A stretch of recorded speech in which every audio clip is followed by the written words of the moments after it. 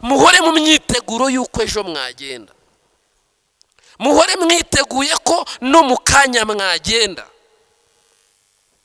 Iyo tuvuze ngo Yesu yavuze igihe azagarukira, ibimenyetso byose yagiye avuga mu ijambo ry'Imana, ndetse yabaye nk'utanze ishusho iboneka y'uko uwo munsi uzaba ugenze. Ndetse arabwira ati abantu mwiwukomera amashyi, mwitekereza ko ari fete izaba yabaye, kuko icyo gihe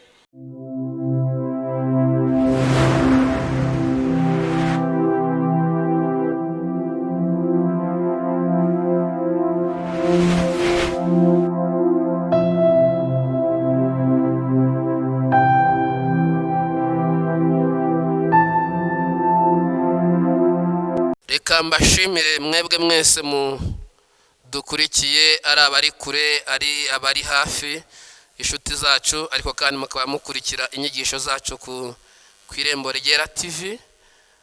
Mbashimire ko mwemeye guhagararana natwe, kandi kubw'ibitekerezo byanyu n'inkunga zanyu nizo zitumye Irembo Ryera ribaho. Bivuga ngo ni Irembo Ryera ririho nuko hariho contribution y'abantu benshi, y'amasengesho ndetse n'ibindi byose umuntu ashobozwa. Muri uyu mwanya tugiye kuganira ijambo ry'Imana nk'uko bisanzwe. Ngira ngo abatanzi nitwa Cyprien Hakizimana, nkorera umurimo w'Imana n'ubundi kuri ADPR Gatenga.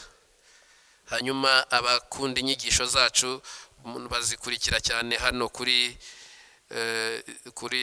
Irembo Ryera TV, niho inyigisho zacu n'ibiganiro binyuranye bigiye kujya binyuzwa mu buryo budasanzwe. Ndagira ngo rero dusome ijambo ry'Imana kubw'amagambo menshi cyangwa se meza akomeye dushobora kuba tugiye kuvuga, ariko kandi twizeye Imana ko Imana iri butubashishe. Dusome ubutumwa bwiza bwa Matayo igice cya 24, duhere ku murongo wa 42. Haranditse hati, nuko mube maso kuko mutazi umunsi umwami wanyu azazaho. Ariko ibi mubimenye, iyaba nyir'urugo yaramenye igicuku umujura azaziramo, yakabaye maso, ntiyakamukundiye gucukura inzu ye. Nuko namwe mwitegure, kuko igihe mudatekereza ari cyo umwana w'umuntu azaziraho. Amen. Ijambo tugiye kuvugaho ni amagambo akomeye. Ni ijambo rivuga ngo igihe Yesu yavuze ko azagaruka cyageze, kandi umunsi yawushyize ahagaragara. Umunsi yawutubwiye. Ndabizi nimba nyitangiriye inyigisho, abantu baratangira gutekereza no kumva ese n'icyo ashaka kuvuga. Ariko uko gutekereza niko nashakaga, uko gutekereza niko shaka kugira ngo nyine unyumve. Yesu yatangaje igihe azagarukira, kandi tubisomye mu ijambo ry'Imana. Mbere yuko Yesu aza, yagaragaje ibimenyetso bizabanziriza kuza kwe. Arabwira ngo igihe cyo kuza k'umwana w'umuntu hazabaho ibihe birushya. Ishyanga rizatera irindi shyanga, hazabaho urwangano rutigeze kubaho, hazabaho ibintu byinshi bikomeye bidasanzwe. Ariko ibyo ngibyo ni ibimenyetso, ntabwo bisobanuye ko umwami azahitaza. Icyo ngicyo Bibiliya yakise nk'ibise, kandi mu kugira ngo abo bantu bazagire amahirwe yo kubona umwami mu gihe azabaje, Yesu yasabye ibintu bibiri by'ingenzi. yasabye icyambere, yasabye kuba maso. Umuntu wese akwiriye kuba maso. Kuba maso ni ikintu kinini cyane. Kuba maso ni ikintu gikomeye. Ikindi cya kabiri yasabye abantu, yarabwiye ngo mwiri ibyo bihe mbabwiye, ndashaka kubabwira ko muhora mwiteguye. Donc muhore mu myiteguro y'uko ejo mwagenda. Muhore mwiteguye ko no mu kanya mwagenda. Iyo tuvuze ngo Yesu yavuze igihe azagarukira, ibimenyetso byose yagiye avuga mu ijambo ry'Imana, ndetse yabaye nk'utanze ishusho iboneka y'uko uwo munsi uzaba ugenze. Ndetse arabwira ati abantu mwiwukomera amashyi, mwitekereza ko ari fete izaba yabaye, kuko icyo gihe hazaba habayeho ikintu kitigeze kubaho, my friends. Hazaba habayeho n'umuborogo ukomeye. Hazaba habayeho ibintu birenze ibyo wowe wavuga. Hazaba habayeho ibintu bidasanzwe. Yaravuze ngo umugore azaba ari kumwe n'umugabo. Umugabo agenda, umugore asigare.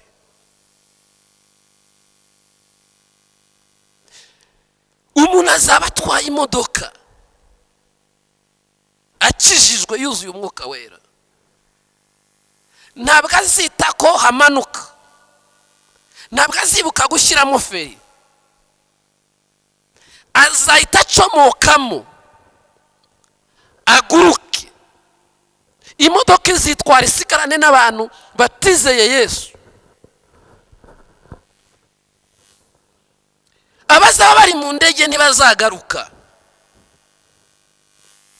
uzaba aryamye azakora ko bari baryamanye asange yagiye. Yes, icyo nicyo gisobanura ngo umunsi wo kugaruka kwa Yesu ntabwo ari umunsi uzaba ari ibyishimo ku bantu bamwe, uzaba ari umunsi usa naho ari amarira. Umunyamakuru azaba ari kuri televiziyo acomokoke, niba yarizeye Yesu agende asiga amakuru atayashoje. Umukoresha azatangira kwibaza icyo yakoze. Abazaba bari ku izamu barinze abakomeye bazasanga yagiye bahasize ibikoresho byabo. N'ubuzima buzaba bugoye. Ndebera kandi muri uko kugaruka kwa Yesu, aho Yesu azaba arimo agaruka ari maza, uzaba uri kumwe na fiyasi. Mwinjiye mu rusengero, reka ntekereze ko pasiteri abafashe akaboko agiye kubasezerana cyangwa ugiye kumwambika impeta. Ugiye kubona umukobwa aragurutse, usigara uri umusore. Nyumvira umubabaro uzaba uri aho. Ngaho reba ugiye gushyingira abantu uri pasiteri, bakaguruka bakajya mu bwami bw'Imana, ugasigarana ibitabo byawe. Igihe cyo kugaruka kwa Yesu ni igihe kizaba kitoroshye, ni igihe kiri kubasaba imyiteguro. Icyo Yesu yasabye si uko duperezanta tayito, ntabwo ari uko tugaragaza titire n'ubumenyi dufite. Icyo yaravuze ngo icyo mwakagombye gukora ni uguhora mwiteguye, kuko mutazi umunsi n'igihe. Iyo winjiye mu buryo buri dipu, biragaragara ko igihe Yesu yakivuze. Ariko kandi iyo anasobanuriye abantu arababwira ngo niba muzi kugenzura mukoresheje imitini, mukoresheje uko ibintu byera, mukoresheje mukamenya itumba, mukamenya n'iki, mukamenya n'urugaryi, nimugenzure mukoresheje izo filozofi zanyu, nimugenzure mukurikije uko mutuye mutekereza. ndanezerewe cyane. Nimugenzura mukoresheje iyo filozofi, niba ubwo buryo mubukoresha mukamenya igihe imvura iri bugwire, mukamenya igihe izuba riri burasire, mukwiriye kongera no gutekereza no kumenya no kugenzura neza igihe Yesu azagarukira. Muri ibimenyetso yavuze bisaga 10 na bingahe bizaba biranga ko agiye kuza.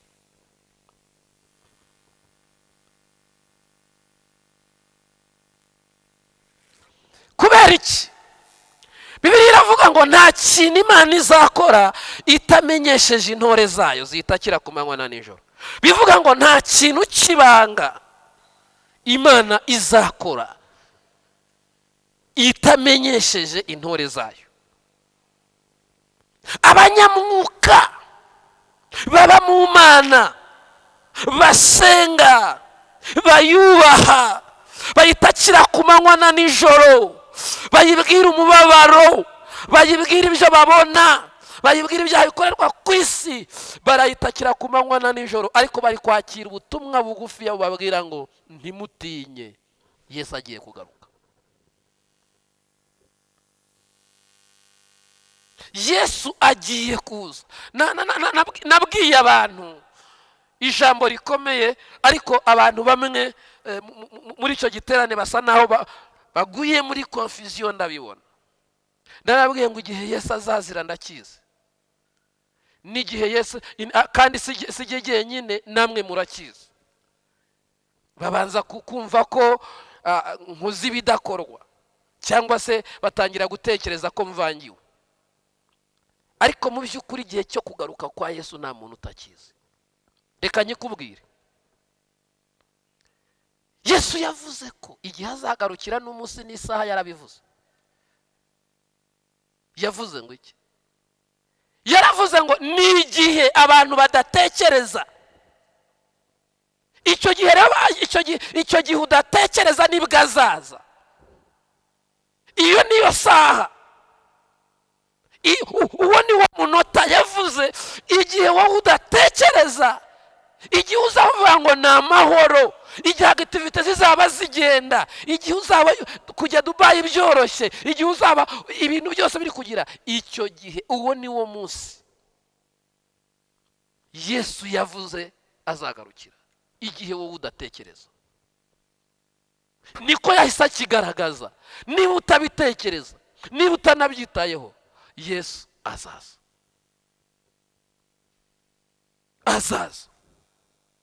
Reka mvuge ku nkuru imwe y'abakobwa 10. Bavuga ko 5 bari abapfu, abandi 5 bari abanyabwenge. Ngo ariko baje gutungurwa. Wumve ni abantu batoranyijwe, ni abantu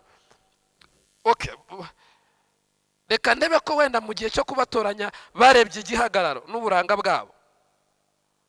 Reka turebe ko banarebye ko bajijutse ari abantu bo kugenda imbere y'umukwe koko. Reka tunarebe ko barebye ko papa wabo ari abantu bafite amazina, bakabwira ati mwebwe turashaka yuko mujya muri iyo gahunda kandi mukagenda mukajya gusanganira umukwe. Ngo baboneje amatabaza yabo, bagenda muri sale yo gutegererezamo. Ngo bigeze ku mugoroba w'ijoro bafatwa n'ibitotsi barasinzira. Ibitotsi byafasha abantu benshi, biteye abantu gusinzira, yibagirwa urugamba bari bariho, bibagirwa n'icyo bagombaga gutekereza ngo bakore. Kuki ushobora kwibagirwa no gutakaza indangagaciro na kirazira, cyangwa se no kwibagirwa intego y'icyari cyatumye ujya muri iyo saha? Ngo bakiraho ibintu biranga. Ngo bagiye bumva mu gicuku cya joro, cya nijoro, bumva induru iravuze ati umukwe araje, umukwe araje. Ngo abari bari aho ngaho bose batangira gukomera, bumva urusaku ruturutse hirya, bumva ibintu byinshi, ngo abari bari aho bacana amatabaza yabo,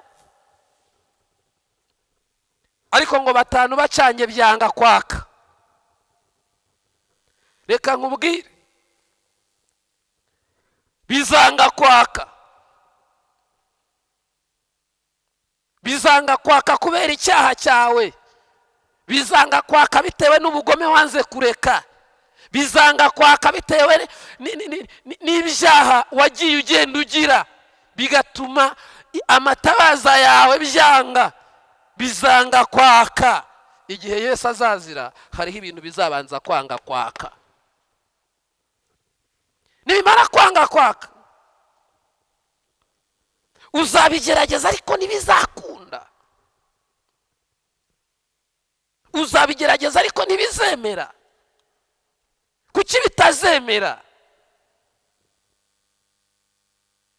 Ngo amavuta yari yarashizemo, abantu bose bazacana titire zabo byange kwaka, bacana icyubahiro cyabo byange kwaka, bacana imirimo bakoze byange kwaka. Yesu azagaruka.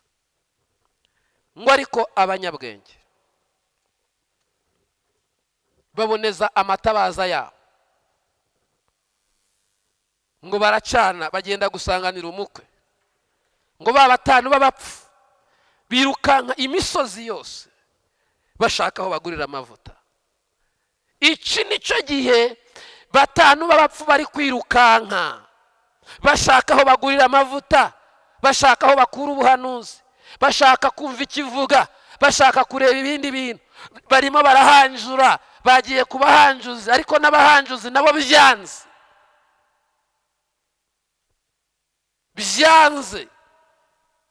bivuga ngo ibintu byabo byabagoye.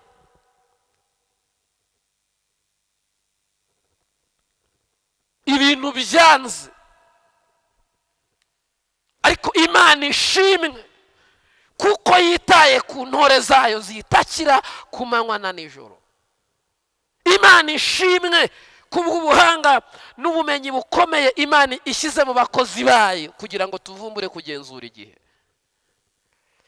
Rero ibyo ngibyo na Daniel yaravuze ngo muri icyo gihe imbaraga z'abera nyinshi zizabanza kuvunagurika, abantu basigare ntako bameze, abantu bibe bibananiye, abantu ibintu byange, nta mbaraga bazaba bagifite, hariho umwuka wo no gutitira, kuvugisha ukuri bidakunda, abantu bakeneye amaronko, abantu bakeneye icyabafasha. Ariko abazi Imana yabo bazakomera, nibamara gukomera bakora iby'ubutware. Gutegereza Yesu, ndumva imirindi iri hafi, ndumva kuza kwa Yesu kugeze hafi hano, ndumva ijwi rikomanga, ndumva hari ibintu bigiye kuba, ndumva hari ibintu tugiye kwakira. Reka nkubwire wowe udukurikiye, ndagira ngo dusengane nawe, imbaraga z'Imana zimanukira ubuzima bwawe, wakira icyubahiro kirenze icyo twavugaga. Reka kurinda kw'Imana kube ku buzima bwawe, kandi uhore witeguye kandi ube maso, uhore ukenyeye ukuri, witegure. Tuzakomeza mu ijambo ry'Imana tuvuga ibihe bizaranga kugaruka kwa Yesu. Reka tubashimire mwe mwari muduteze yombi. Imana ibaha umugisha. Mana, turagushimira, uyu ni umwanya mwiza cyane. La piste levo orelestisi edegone pontraye. Ni igihe gikomeye, ni igihe Imana igiye kwishingira abantu bayo, ni igihe Imana igiye kurema ibintu bishya, ni igihe Imana igiye kurema urufatiro rukomeye, ni igihe Imana igiye kurema impinduka mu buryo budasanzwe, ni igihe Imana igiye gukomeza abatari bakomeye, ni igihe Imana igiye kuzana agaciro kari ngombwa, ni igihe Imana eredola pisa kirere abayizeye igiye kubashyigikira. Mana, turagushimiye kubw'imbaraga zawe zikomeye. Umuririmbyi yaravuze ngo kubw'imbaraga ze dufite tuzabaho no mu rupfu, kubw'imbaraga ze dufite tuzakomera. mu izina rya Yesu. Ndasengera buri muntu uwo ari we wese kugira ngo imbaraga zawe zibane nawe. Ndasengera buri muntu uwo ari we wese kugira ngo icyubahiro cyawe kimubeho mu izina rya Yesu. Ndananiza imbaraga z'umwijima, ndananiza imbaraga z'abadayimoni, ndananiza gukora kose kwa shitani. Reka icyubahiro cy'Imana kigaragare mu izina rya Yesu, mu izina rya Yesu. Yaba ari indwara nikire, yaba ari indwara nihure n'ikiganza cy'Imana gikiza, yaba ari ubukene, bwaba ari ubutayarimo, kaba ari agahinda, byaba ari ibikomeye, niyakire igitangaza cyawe, niyakire gukomera akomejwe nawe, niyakire imbaraga zidasanzwe. Urakoze yuko ukoze ibikomeye, urakoze yuko unesheje kubw'izina ryawe rikomeye, mu izina rya Yesu Kristo, amen. Murakoze. Imana ibahezagire mwebwe mwese mwari mudukurikiye. Imana ibaha umugisha. Amen.